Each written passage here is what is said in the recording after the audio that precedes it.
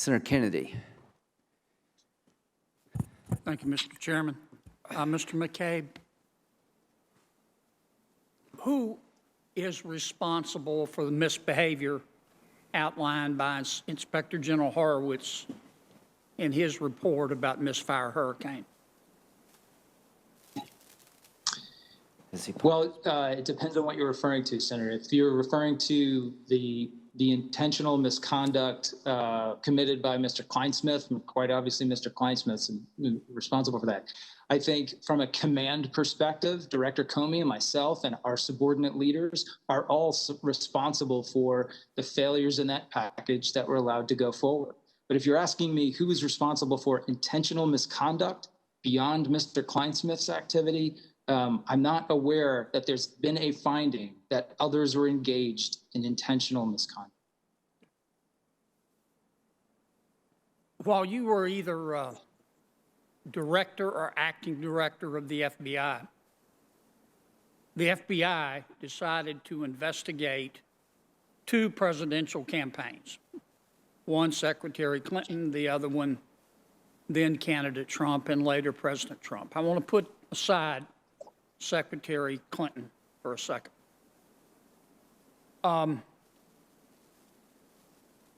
When the FBI decided to investigate candidate Donald Trump,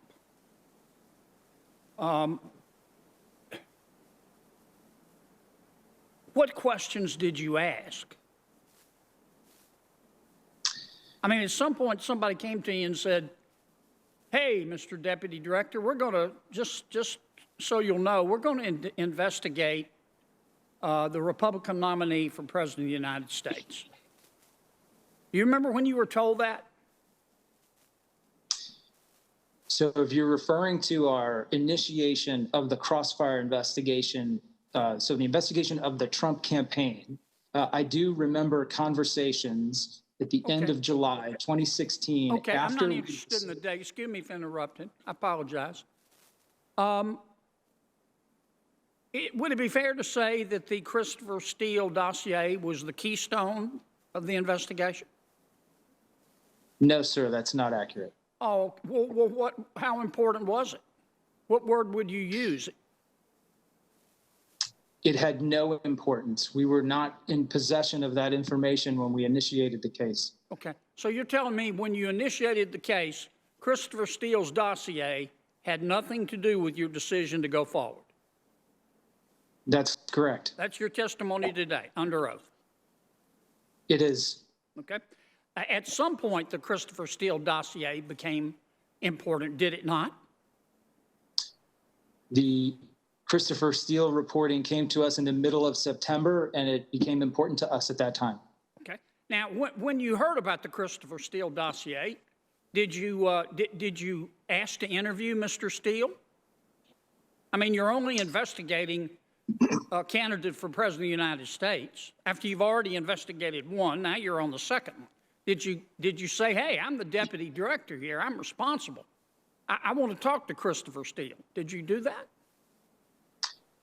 I did not personally speak to Mr. Steele, but our investigative team traveled overseas. Why not? You're the deputy. This is what I don't understand about this whole thing, Mr. McCabe. You're the deputy director of the FBI. And your people have decided to investigate the Republican nominee for President of the United States after already investigating the Democratic nominee. And at least in part, at some point, it was based on the Chris Steele dossier. Now, you can run from that one, but you can't hide from it. Did you ever call your guys in, or gals, and say, "Hey, just a thought, I think I'd like to talk to Chris Steele to see how credible this guy is," because you say you've never known him. Did you do that? Senator, in my entire experience of 21 years as an FBI agent, I am not aware of a single instance of the deputy director of the FBI interviewing a source. And well, how many nominees for President of the United States have you investigated?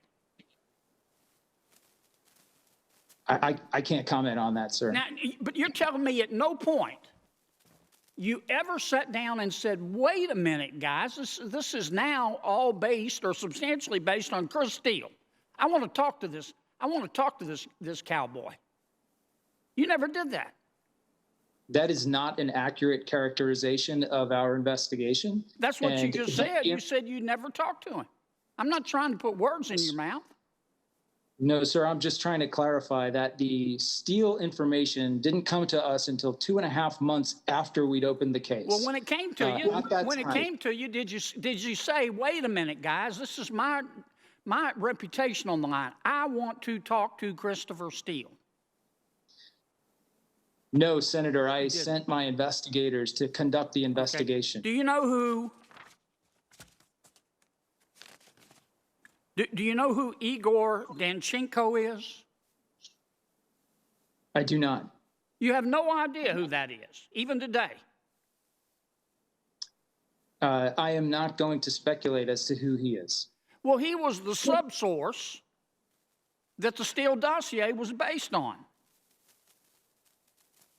So Senator, I want to be sure I understand. You're the assistant director of the FBI. You've decided to investigate the Trump campaign.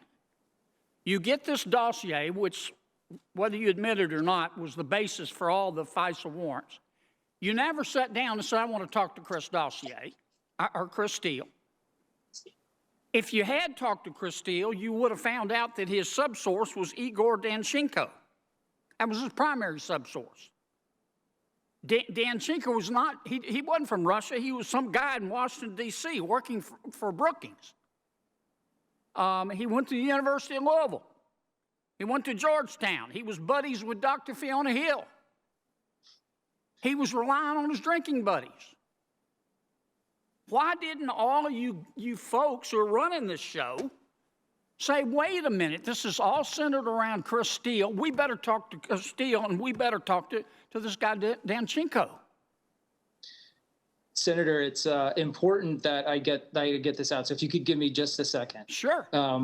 I am not sure that I have now read the report of the subsource interview, and the interviewee's name is still redacted in that report. So I do not feel comfortable acknowledging or confirming or denying any identity that might be associated with that person. His own lawyers said it was him. Here's what it looks like to the American people, Mr. McCabe. The FBI didn't even try here, the people making the decisions. You wanted to investigate Trump. I mean, this is a nominee for President of the United States. You've already investigated the other one and potentially screwed up her campaign. And so you get the Steele dossier. You don't sit down, you personally, and Comey, you don't talk to Chris Steele. You don't even ask questions about where he got his information. Had you done that, you would have found that he got it from Danchenko. Danchenko's a jellyhead. Okay, he doesn't know what he's talking about. And it all would have come apart. But you never looked. And it sort of looks like you didn't want to. Is that a question? Yes, sir. Yeah. So I can't possibly disagree more strongly with the way you framed that question. That while it is true that I never sat personally with Mr. Steele or any of his alleged sources, our team spent a great deal of effort interviewing him, interviewing other people that they thought were relevant, and trying to get to the bottom of the material that he provided. So no, we were not predisposed to investigating the president. It wasn't something we sought out to do, but we felt that the potential national security threat put us in a position where we were obligated to investigate. That's what we did. And you expect American people to believe that? That is the truth, and I certainly hope they believe it. General Flynn's been prosecuted for lying to the FBI. You lied to the FBI, and you aren't being prosecuted. Don't you think that sends the wrong message to the American people? Senator General Flynn's situation and mine have absolutely nothing in common. I never, ever intentionally misled the FBI or the IG under any circumstances. And I think that's probably the conclusion that the DC U.S. Attorney's Office came to when they dismissed the 2-year investigation of me. But you weren't fired for parking in the handicapped parking spot at the FBI, were you? You were fired for lying, were you not? I was fired as the result of a deeply unfair and flawed IG investigation, and I am challenging that termination in federal court. Okay. Last question. Do you have any idea, Mr. McCabe? I don't think Mr. Comey does. Do you have any idea how badly you and your colleagues have hurt the FBI? I mean, the premier law enforcement agency in all of human history. And it was just a handful of you.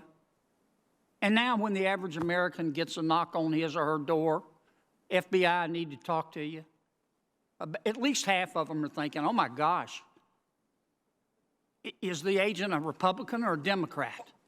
They probably know my party affiliation. Do you have any idea how much damage you've done?